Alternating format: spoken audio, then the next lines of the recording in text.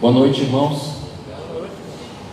Quando o pastor Fábio perguntou se eu topava dar uma série aqui na quarta, ele me deu outra opção. Ele falou: você quer pregar um domingo a mais de janeiro ou você quer dar uma série na quarta? Eu falei: eu quero pregar um domingo a mais de janeiro, né? Aí ele falou: não, eu acho que você tem que dar uma série na quarta. Para quem perguntou, então? Mas amém, irmãos. Cara, esse desafio aí de falar com os irmãos nessa série sobre a reforma da Bíblia, 5 solas da reforma. A gente vai tentar entender a importância disso para nós. Vamos lá.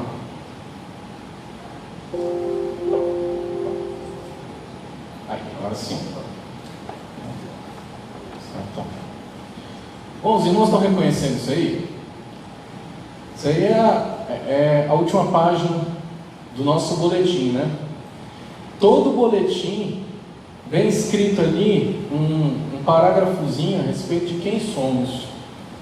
Não sei se vocês já pararam para ler, mas olha só, quem somos? Somos uma igreja cristã, herdeiros da reforma protestante do século XVI.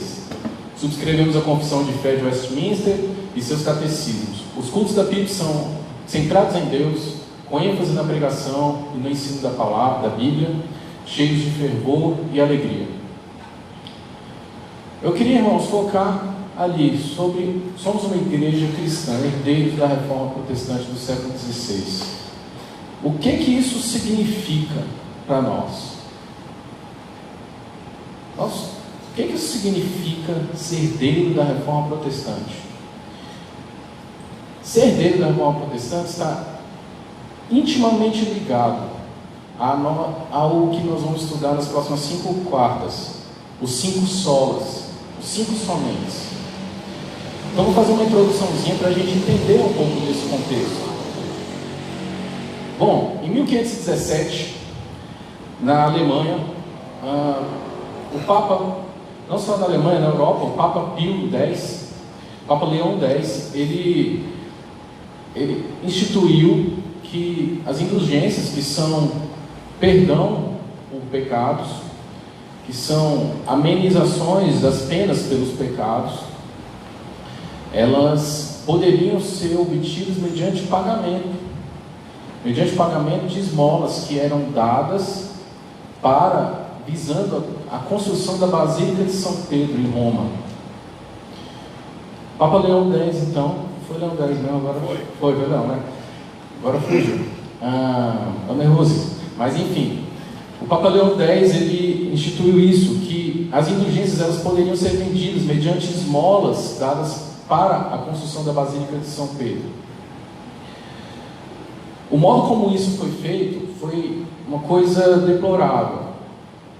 E um vendedor, ele saiu andando por aí, vendendo as indulgências e dizendo que ao passo que as pessoas dessem as esmolas, elas poderiam, as almas dos entes queridos delas iam saindo do purgatório. Lutero, então, que era um monge agostiniano, ele era professor da Universidade de Wittenberg, doutor já. Ele vê esse contexto, indignado, ele escreve as famosas 95 teses de Lutero. E ele pega essas 95 teses que ele escreveu e prega na porta da Catedral de Wittenberg, para que todos vissem. Rapidamente, algumas pessoas pegaram aquilo, fizeram cópias e começaram a espalhar. Pronto, está iniciado ali um movimento que não tinha mais controle. Não mais. Lutero iniciou algo que hoje nós estamos vivendo, algo que chegou até os nossos dias. Por isso nós somos herdeiros da Reforma Protestante. Em 1517, 31 de outubro de 1517, tudo começou. Até que chegamos aqui hoje, onde nós estamos. A reforma continuou. A reforma prosseguiu. E ela foi ganhando forma. Muitos adeptos, intelectuais aderiram à reforma.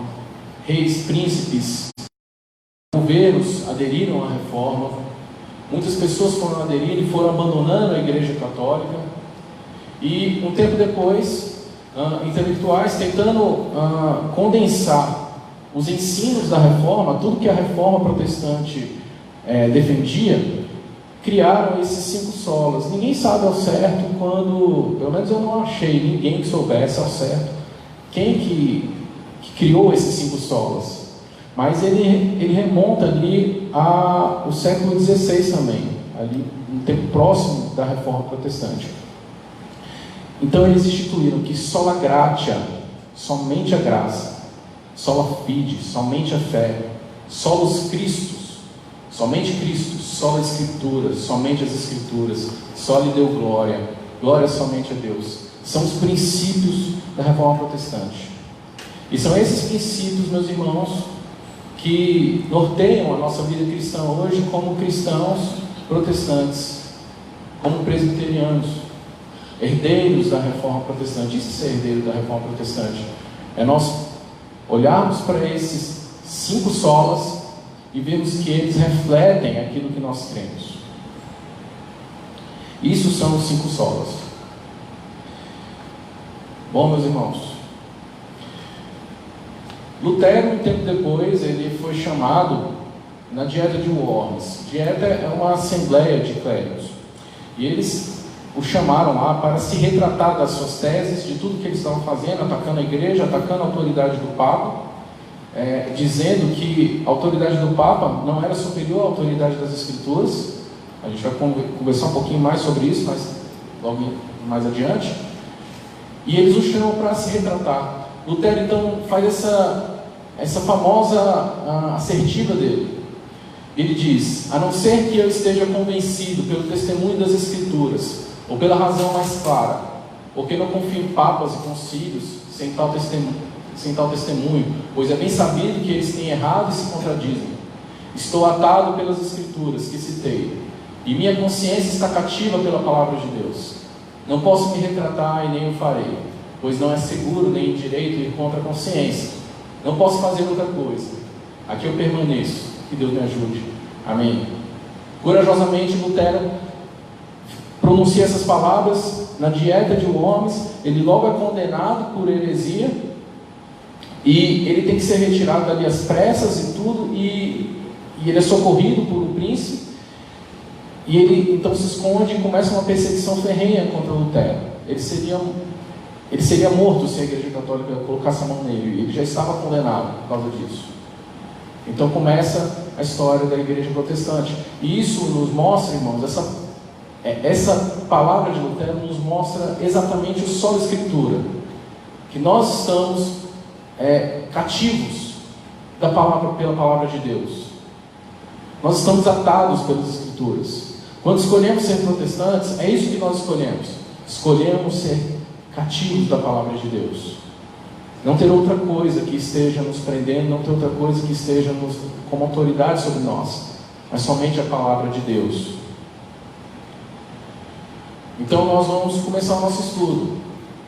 E para a gente ter um norte no nosso estudo, na palavra de Deus, sobre só a Escritura, nada mais importante do que nós irmos a palavra de Deus, não é? Eu vou pedir para nós lermos todos juntos esse trecho, 2 Timóteo 3, 14 e 17.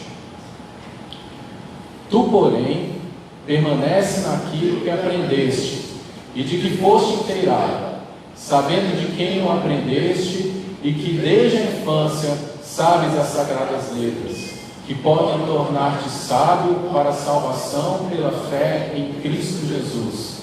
Toda a Escritura é inspirada por Deus, e útil para o ensino, para a repreensão, para a correção, para a educação na justiça, a fim de que o homem de Deus seja perfeito e perfeitamente habilitado para toda boa obra.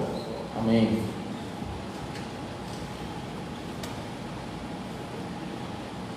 Bom, primeira coisa que esse texto nos ensina, nós não vamos começar ali no começo, no verso 14, nós vamos voltar no verso 14 no final, mas nós vamos ali no verso 16. Primeira coisa que nos ensina é que toda a Escritura é inspirada por Deus e útil para o ensino, para a repreensão, para a correção, para a educação da justiça. O que é que significa a Escritura ser inspirada por Deus? É que ela procede de Deus, irmãos. A palavra aqui para inspirada por Deus é essa palavra grega aqui, theopneustos, que ela significa soprada por Deus. Os tradutores na língua portuguesa, eles têm usado aqui no Brasil, pelo menos, a palavra inspirada por Deus, mas isso não traz muito bem o sentido. O sentido mais natural da palavra grega seria esse, de soprada por Deus. Porque quando a gente fala de inspirada por Deus, a gente pensa que Deus está inspirando, né? Puxando o ar para dentro. Mas não. O sentido ali é de Deus soprando. Eu gosto de pensar que os tradutores, eles pensam numa inspiração que o homem faz, mas cujo agente é Deus. Então o homem, ele inspira a Escritura, ele inspirou a Escritura, mas o agente, ele está numa situação passiva nisso. O agente dessa inspiração que ele faz é o próprio Deus. Dessa forma faria sentido. De toda forma, meus irmãos, o fato é que Paulo está nos mostrando que a Escritura, ela foi dada por uma iniciativa do próprio Deus. Ela foi inspirada, ela foi dada por Deus. Isso significa que ela não é um ditado. Veja, homens foram usados por Deus para escrever a palavra de Deus. Deus usou esses homens. Ela não foi dada, Deus não soprou nos ouvidos deles, escreve isso aqui, palavra por palavra. Deus não fez assim. Não é à toa que nós temos na Bíblia diversos gêneros literários. Nós temos na Bíblia muitos estilos de escrita. E dessa forma nós também dizemos que a palavra de Deus, ela é palavra de homem também. Então nós precisamos entender isso. Esse é o conceito de inspiração. Que Deus, ele dá a palavra é de Deus, mas o homem está agindo nisso. Eu separei 2 textos aqui para a gente poder entender bem o que significa o fato de a palavra ser palavra de homem também, essa questão do estilo, o homem está ali ativo. Olha lá em Lucas 1, de 1 a 4, olha só o que Lucas escreve. Visto que muitos houve que empreenderam uma narração coordenada dos fatos que entre nós se realizaram, conforme nos transmitiram os que desde o princípio foram deles testemunhas oculares e ministros da palavra, igualmente a mim me pareceu bem, depois de acurada investigação. Olha só, Lucas não sentou ali, entrou num transe, fechou o olho e começou a psicografar a Bíblia. Lucas, ele fez uma investigação. O livro de Lucas, inspirado por Deus, e nós dizemos que a palavra de Deus é fruto de uma investigação acurada de Lucas. Nisso está o conceito de inspiração. Outro texto do Velho Testamento, em Neemias, olha só, Neemias 2:1. No mês de Nisan, no ano 20º do rei Artaxerxes, uma vez posto o vinho diante dele, eu o tomei para oferecer e lhe dei. Ora, eu nunca antes estivera triste diante dele. Eu destaquei isso aí porque mostra que o que nós temos aqui é um testemunho de Neemias. Neemias está escrevendo a respeito de algo que aconteceu com ele. É como se ele estivesse dando um testemunho. Isso não torna a palavra menos palavra de Deus. R.C. Sproul, ele vai resumir muito bem essa doutrina. Ele diz o seguinte: a inspiração da Bíblia se refere então à divina superintendência da Escritura, preservando-a da intrusão de erro humano.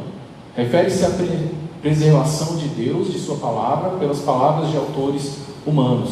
Então, R.C. Sproul, ele está resumindo tudo isso que nós falamos, que Deus, ele supervisionou esses homens que estavam escrevendo a Bíblia para livrá-la de erros, livrá-la dos erros humanos, de maneira que a palavra, a Bíblia, não é mais só escritura de homem, é escritura de Deus também, é palavra de Deus. É isso que Paulo está nos ensinando quando ele diz que toda escritura é inspirada por Deus. Esse é o conceito, é de que ela procede de Deus, ela é palavra de Deus. E nós depreendemos disso o segundo ponto, que a Escritura é palavra de Deus, e por isso ela é infalível e inerrante. Inerrante significa que a Bíblia não contém erros. Infalível significa que é impossível que a palavra de Deus fale. O inerrante está olhando mais para o passado, aquilo que está escrito na palavra de Deus, nós olhamos e não encontramos erros. Infalível está olhando para o passado, o presente e também o futuro, que ela não vai falhar. Existem duas bases para a gente entender essa inerrância e essa infalibilidade. A primeira é a base lógica, que se a Escritura é a palavra de Deus, como nós vimos agora, lá em 2 Timóteo 3,16, que a Escritura é inspirada por Deus, é a palavra de Deus, é impossível que ela cometa erros, é impossível que ela falhe. Ora, se Deus é onisciente, como pode a Escritura ter erros? Ela não vai ter erros. Se Deus é onipotente, a Escritura não pode falhar. Então, existe essa base lógica. Nós dependemos de que a palavra de Deus é inerrante, é infalível, porque ela é a palavra de Deus. Então, os irmãos, vejam a importância de nós entendermos que a Bíblia é a palavra de Deus. Quando nós entendemos que a Bíblia é a palavra de Deus, nós vamos depreender toda essa doutrina das Escrituras. Nós vamos depreender tudo que a Escritura significa para nós. Se nós não aceitamos, não entendemos que é nós não vamos aceitar a infalibilidade, nós vamos aceitar a inerrância. Então é muito importante que nós entendamos que a Bíblia é a palavra de Deus. Em segundo lugar, a gente tem base escriturística também. Eu separei dois textos, João 10,36. O Senhor Jesus diz: a Escritura não pode falhar. O Senhor Jesus diz isso. Mateus 13,31, o Senhor Jesus diz: passará o céu e a terra, porém as minhas palavras não passarão. Então a palavra de Deus, ela é inerrante, é infalível. E isso nós podemos depreender logicamente pelo fato de ser palavra de Deus, e nós também vemos isso pelo próprio testemunho da Escritura. A própria Escritura diz que ela é infalível, que ela não pode errar. Ela própria dá o testemunho de si mesma. Bom, o que isso tem a ver comigo? Bom, eu queria falar um pouquinho sobre o liberalismo teológico. O que acontece? No século XIX, começaram a surgir filosofias hermenêuticas, se é que eu posso chamar assim. O que é hermenêutica? Hermenêutica é a ciência de interpretação de textos. Elas são formas de entender o texto, de compreendê-lo. Então surgiram novas formas de compreender o texto, que desprendem o sentido do texto do próprio texto. Então o texto ele não tem mais um sentido em si. O texto agora, o sentido dele, ele está no leitor. Basicamente, essa é uma ideia que foi muito difundida a partir do século XIX. E isso entrou no meio da igreja. Isso entrou na cabeça de teólogos. Isso entrou na cabeça de pastores. Que a Bíblia, você olha para a Bíblia, você lê a Bíblia, você não precisa entender, você não precisa adquirir ali o sentido próprio do texto. Você pode entender o que você quiser. É aquela velha história. Você entrega um texto para alguém e você pergunta: o que esse texto significa para você? Isso é muito comum em igrejas. Isso é muito comum quando você está fazendo textos bíblicos. As pessoas pegam um texto bíblico, um versículo e perguntam: o que esse texto significa para você? A pessoa fala lá qualquer abobrinha e diz: ah, muito bem, isso mesmo, muito legal. Só fala alguma coisa politicamente correta que passa. Só que o sentido do texto, ele foi totalmente deturpado. Porque você não precisa ser fiel ao que o texto está dizendo. Quando você entende dessa forma, que é como o liberalismo teológico entende, você começa a ver erros na palavra de Deus. Você começa a dizer que a Bíblia não é a palavra de Deus, que a Bíblia contém a palavra de Deus. Por quê? Porque você não tem mais nenhuma obrigação com o texto. Você só tem obrigação com aquilo que você entende do texto. Você começa a dizer que quando Moisés abriu o Mar Vermelho, aquilo é um mito que a palavra de Deus conta, que a Bíblia conta. Você começa a dizer que que os milagres de Jesus são mitos. E não pensem vocês que é dito assim de maneira escrachada. Eles falam de uma maneira bem sutil. Eles falam assim: não, isso aí foi só para a gente poder aprender o amor de Cristo. Então se diz que aquilo que, quando Jesus fala de amor, quando Jesus fala do amor ao próximo, isso é palavra de Deus. Mas quando fala que Jesus curou um paralítico, isso é mito. É isso que o liberalismo teológico leva. E isso por quê? Porque eles não entendem que a Bíblia não contém erros. Eles entendem que a Bíblia pode conter erros. O que é uma contradição em si mesmo. Você diz, a Bíblia é palavra de Deus. Você pergunta, Deus é onipotente? É. Deus é onisciente? É. Deus é todo-poderoso? É. Mas a Bíblia contém erros? Contém. E a Bíblia é palavra de Deus? É palavra de Deus. É uma contradição. Não faz o menor sentido. Quando nós caímos nisso, agora os irmãos vão entender. Esse é o caminho, entender que a Bíblia contém erros. Primeiro a gente acha que a gente pode interpretar a Bíblia do jeito que a gente quiser. Depois a gente passa a enxergar erros na Bíblia. Para você enxergar erros na Bíblia e começar a olhar para os textos que falam sobre homossexualismo e falar que aquilo era só para aquela época, pronto, você já está lá. Os irmãos entenderam de onde que vem tudo isso? Os irmãos estão entendendo de onde que vem quando a gente vê uma igreja que falam de igrejas inclusivas, que elas entendem que não há problema nenhum na homossexualidade, não há problema nenhum numa vida sexual fora do casamento.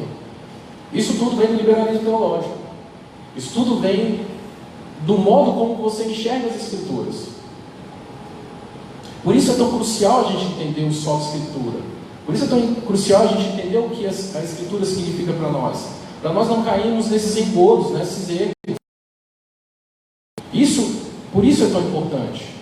Tudo começa no modo como você enxerga as Escrituras.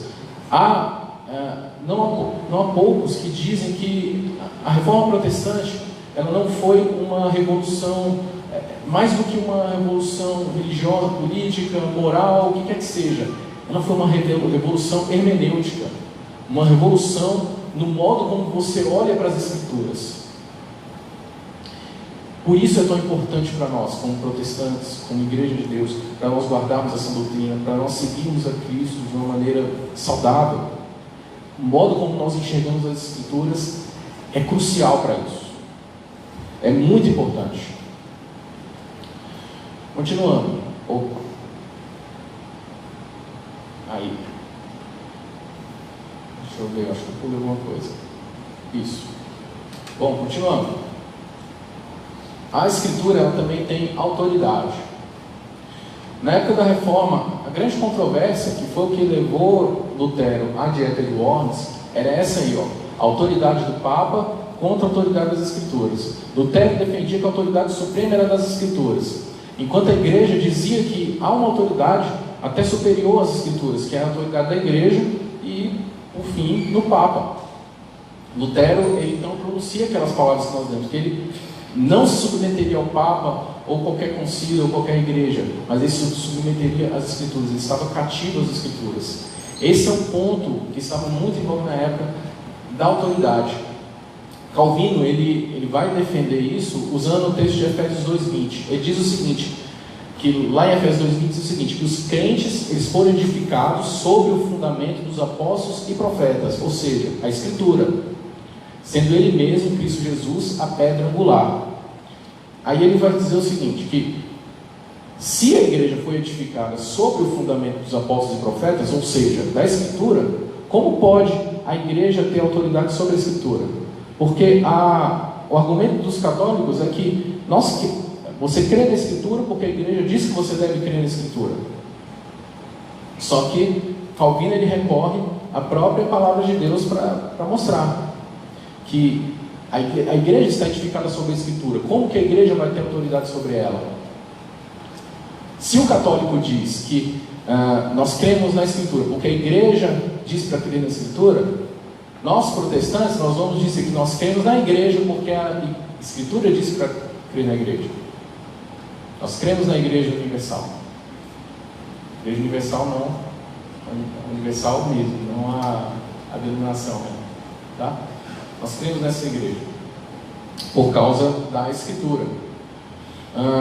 Separei um parágrafozinho aqui de Calvino. Ele diz assim, rogo que se lhes responda como seremos, rogo que se lhes responda como seremos persuadidos de que a Escritura procede de Deus sem nos abrigarmos no decreto da igreja.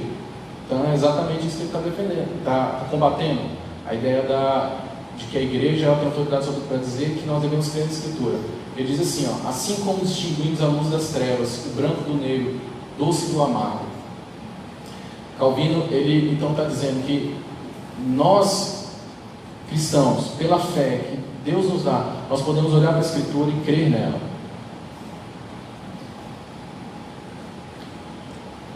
Bom, a autoridade da Escritura a gente vê ali no texto de 2 Timóteo. Toda Escritura é inspirada por Deus e útil para o ensino, para a repreensão, para a correção, para a educação na justiça. O termo ali para útil é que ela é proveitosa, ofélimos, é proveitosa, é lucrativa, benéfica, que traz ganhos. O termo ali para repreensão é provar, testar, para se ter convicção. Tem um pastor, o reverendo Josafá Vasconcelos, ele sempre conta sobre um certo pastor, um certo pregador que fala sobre radiografia da alma. Ele disse que tem o dom da radiografia da alma. Então o pastor Josafá diz o seguinte: a Bíblia dá a radiografia da alma. É só você abrir lá em Romanos 3:10 que você vai ver a radiografia da sua alma. Você abre lá em Marcos 7 que você vai ver a radiografia da sua alma. A Bíblia, ela prova, ela testa o nosso ser, ela testa o ser humano, ela olha para o homem, ela vê ela mostra o que o homem é de fato, o que se passa no coração. Então, o termo ali para repreensão tem esse sentido. O termo para correção é para ele tem o sentido de colocar no lugar certo. E eu destaquei isso aí porque uma das traduções possíveis é aquela lá, reformar. Então a Bíblia ela é útil, ela é proveitosa para reformar. Não foi isso que os reformadores fizeram, que os nossos pais reformadores fizeram ali no século XVI. Eles reformaram a igreja, fizeram uma reforma com base na Escritura, usando essa Escritura que é útil, é proveitosa para isso, para reformar vidas, para reformar uma igreja. Bom, então resumindo, a Bíblia é autoridade sobre a nossa vida porque ela nos diz o que fazer. É isso que Paulo está nos dizendo. Ela é útil para o ensino, para a repreensão, para a correção, para a educação na justiça. A Bíblia nos diz o que fazer. A Bíblia é autoridade sobre a nossa vida. Nós devemos olhar para a autoridade não só naquele sentido teológico que estava sendo debatido na Reforma Protestante, mas para a nossa vida também. A Bíblia ela é autoridade, que é isso que estava em voga, é o controle sobre a vida. A autoridade última de fé e prática na vida do crente é a Escritura Sagrada, é a Palavra de Deus, é a Bíblia. Por isso ela é a nossa autoridade. Em quarto lugar, a Bíblia ela é suficiente. Olha no verso 17: a fim de que o homem de Deus seja perfeito e perfeitamente habilitado para toda boa obra. O sentido de perfeito é completo, pronto para uma função. A Bíblia então ela é suficiente porque ela pode tornar você completo. Você não precisa de mais nada. Você não precisa de nenhuma outra instrução além da Escritura. Ela é capaz de te tornar completo. Ela é suficiente para nós. Nós não precisamos de nenhuma revelação nova. Tudo que Deus tinha para nos falar está nas Escrituras. Ela é completa. Ela é suficiente. Irmãos, a Bíblia, eu lembro que uma das primeiras vezes que eu li o Novo Testamento, eu terminei, eu falei, rapaz, se todo mundo lesse o Novo Testamento, lesse a Bíblia mesmo, e aprendesse as coisas mesmo, a gente, acho que 99% ou 100% dos problemas que a gente tem na igreja não existiriam. Porque a Bíblia ela é suficiente, ela tem instrução para tudo na nossa vida. Tudo que você precisar, a Bíblia é suficiente. Ela é um manual de instruções do Criador. O Criador, Deus te criou, Deus te deu vida, Deus te fez homem, te fez mulher, te colocou neste mundo, mas Ele não te deixou ao véu, Ele te deu um manual de instruções completíssimo. Tudo que você precisa está lá, recorra a Ele. É a Bíblia, a palavra de Deus. O fato de a Bíblia ser suficiente, irmão, daí nós dependemos do só da Escritura, somente a Escritura. E nós não precisamos de mais nada. Nós não precisamos de autoridades clericais, eclesiásticas, para nos dizer o que fazer. A palavra de Deus, ela é suficiente.